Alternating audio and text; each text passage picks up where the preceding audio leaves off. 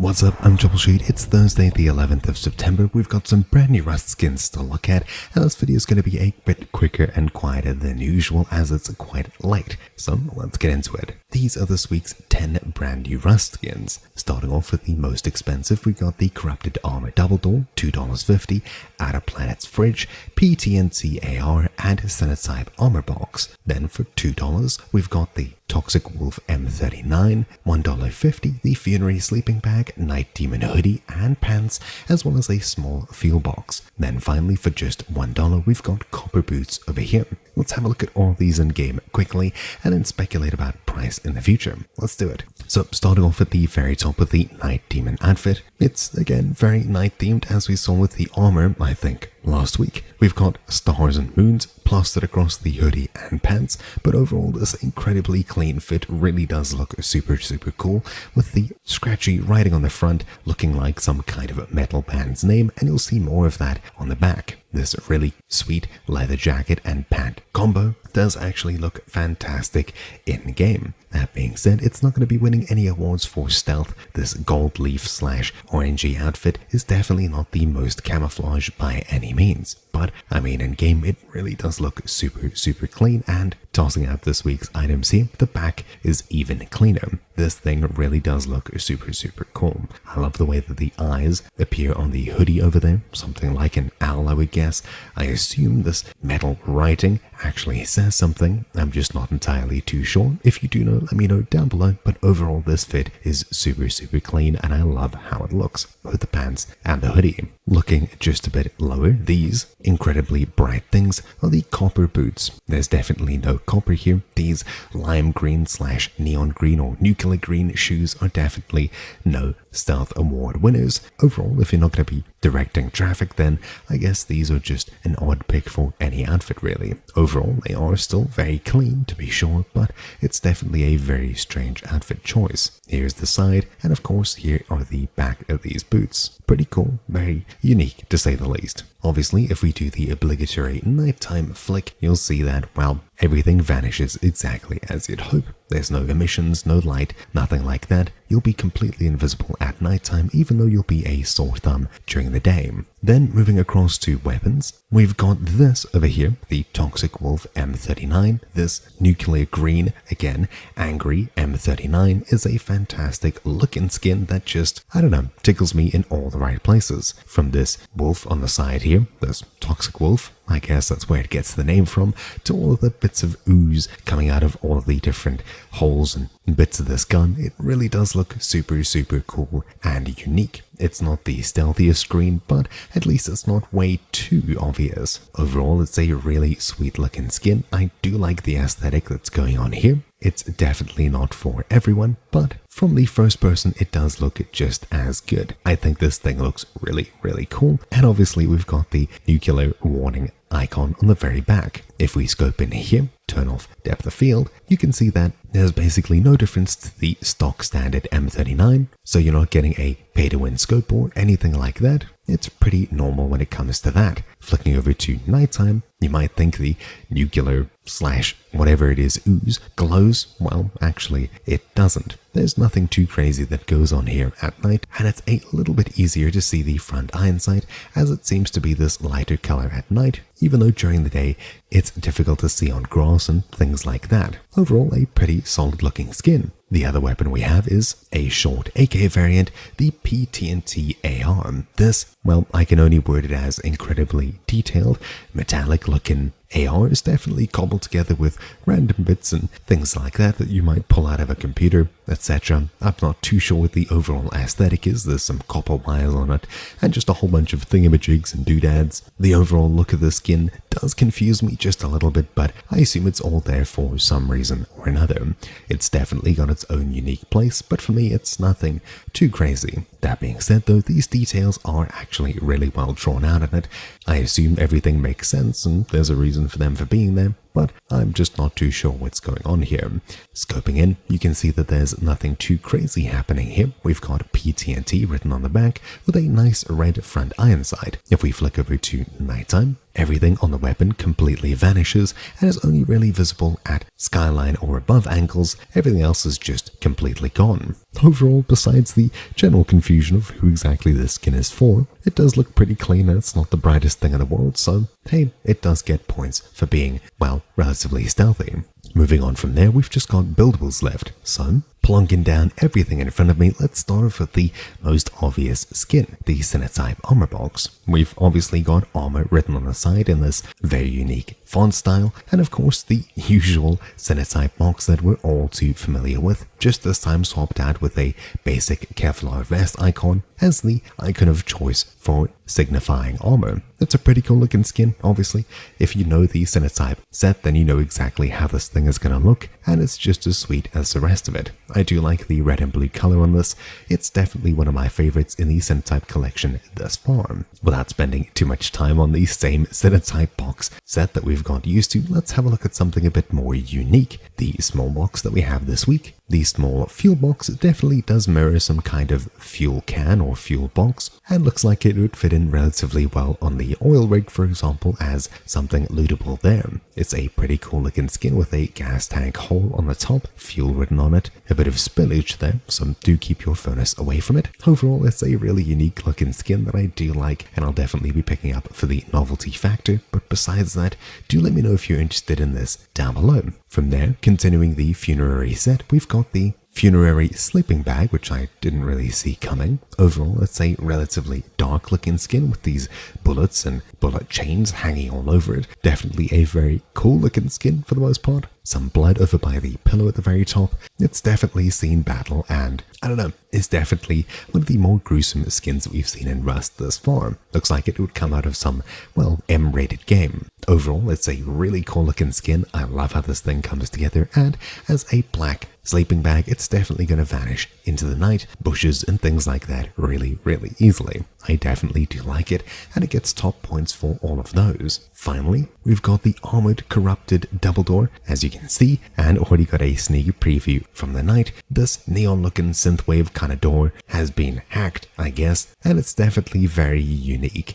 There's definitely a certain demographic of Rust players that would love to pick up the skin with its wireframe boxes and lines drawn on this, but for the most part, if you're an elite hacker playing Rust, this is a pretty cool door to pick up. As for emissions and how it looks in the night, well, flicking over, you can see that there's some general emissions coming across from all of these digital artifacts, leaving this anaglyph red and blue styled artwork on it that definitely does look really, really cool and menacing. It's nice to see the skull pop out, as well as the text and things like that, and not just a general global illumination across the entire dorm. So, top marks for creativity and how the thing looks. It's actually a really cool looking Rust skin though, even though the uses might be rather niche. Also, massive mistake on my part, I completely skipped over this Outer Planets fridge.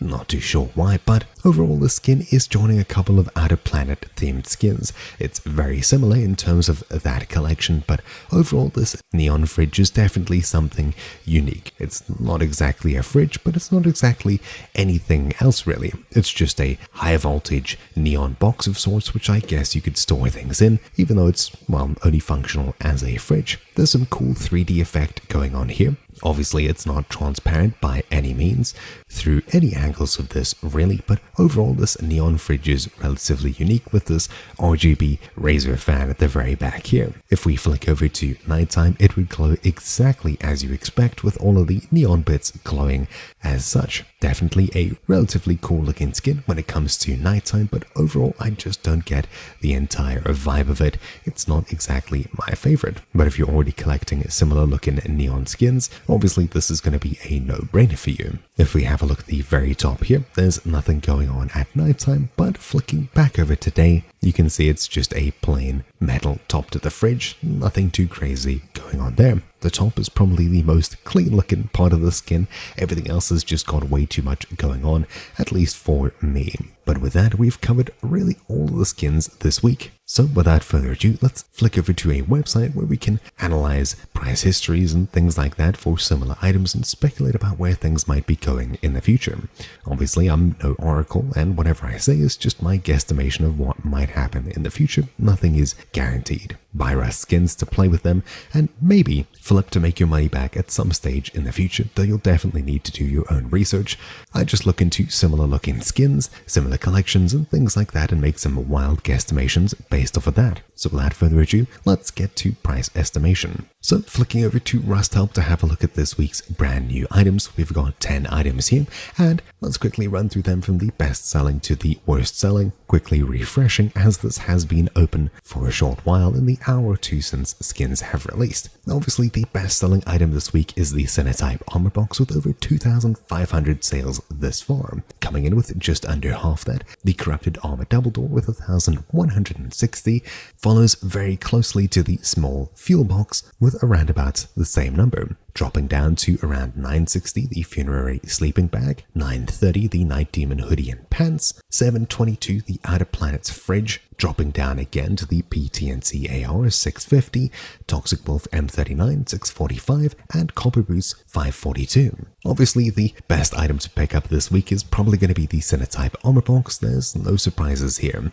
The Sinotype collection has been doing fantastically, and obviously the only skins that seem to be going down are the ones that release in the previous week. Everything's been gaining price slowly over time, so we can probably safely assume the same is going to happen here. The Corrupted Armor Double Door is actually part of a collection, although everything here has lost most of its value, which is rather sad. If you're a fan of the collection, I'd definitely pick this up. For any other reason, well, I don't think so. The small Fuel box isn't part of a collection, but it is a really unique looking skin. We've seen a couple of unique small boxes and other wooden boxes like the Stump box, Work Crate, Bamboo Cage, Forest Raiders box, things like that have all been hit and miss. You should really only pick up this small box if you like how it looks and the novelty factor of it, as these small boxes are definitely a hit or miss in most circumstances. Even the more unique looking ones, only some work, other ones not so much. The Funerary Sleeping Bag is joining the rest of the Funerary collection, and overall it is doing